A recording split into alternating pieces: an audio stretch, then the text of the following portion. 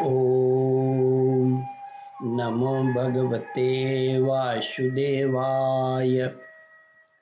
श्रद्धालु भक्तों, श्रीमद् भागवत महापुराण के दशम स्कंद के पूर्वार्ध के 7वां अध्याय के अंतर्गत शकट भंजन और तृणावर्त उद्धार का प्रस्तुतिकरण करूंगा। इसके पूर्व जहाँ तक आप कथा श्रवण कर चुके हैं उसके आगे का प्रस्तुतिकरण करता हूँ। श्री सुखदेव जी कहते हैं, परीक्षित, जो किसी के गुणों में दोष नहीं निकालते, झूठ नहीं बोलते, दंभ, ईर्ष्या और हिंसा नहीं करते तथा अभिमान से रहित हैं, उन सत्यशील ब्राह्मणों का आशीर्वाद कभी विफल नहीं होता। यह सोचकर नंद बाबा ने बालक को गोद में उठा लिया और ब्राह्मणों से शाम, ऋक और यजुर्वेद के मंत्रों द्वारा संस्कृत एवं पवित्र औषधियों से युक्त जल से अभिषेक कराया। उन्होंने बड़ी एकाग्रता से स्वास्थ्यायन, पाठ और हवन कराकर ब्राह्मणों को अति उत्तम अन्न का भोजन कराया।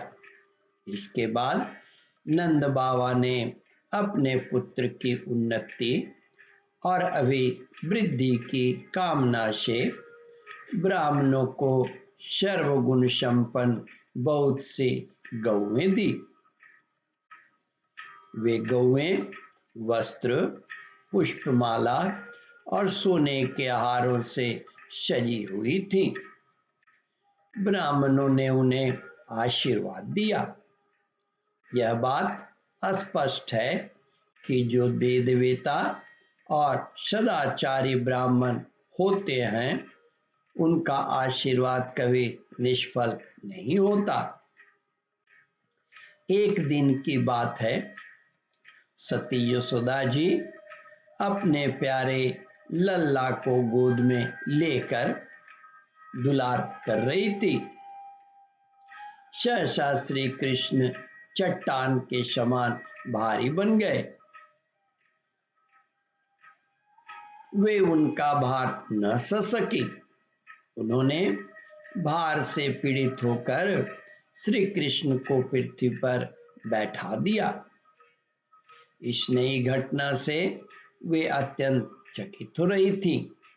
इसके बाद यशोदा ने भगवान पुरुषोत्तम का स्मरण किया और घर के काम में लग गईं।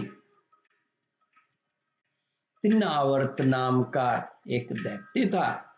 वह कंस का निजी सेवक था। कंस की प्रेरणा से ही बवंडर के रूप में वह गोकुल में आया और बैठे हुए बालक श्री कृष्ण को उड़ाकर आकाश में ले गया।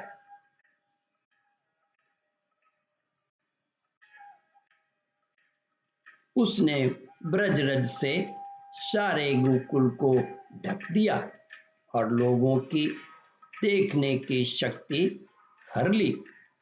उसके अत्यंत भयंकर शब्द से 10 दिशाएं कांप उठी। सारा ब्रज 2 घड़ी तक रज और तम से ढका रहा। यशोदा जी ने अपने पुत्र को जहां बैठा दिया था वहां जाकर देखा तो श्री कृष्ण वहां नहीं है। उस समय तृणावर्त ने बवंडर रूप से इतनी बालू उड़ा रखी थी कि सभी लोग अत्यंत उद्विग्न और बेसुध हो गए थे।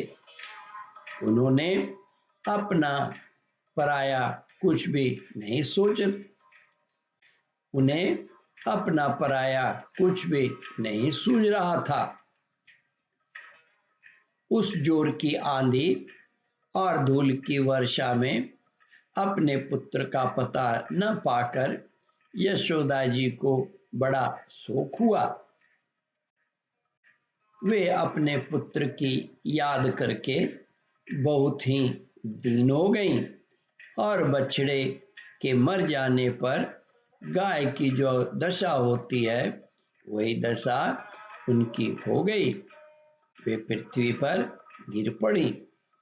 बवंडर के शांत होने पर जब धूल की वर्षा का वेग कम हो गया तब यशोदा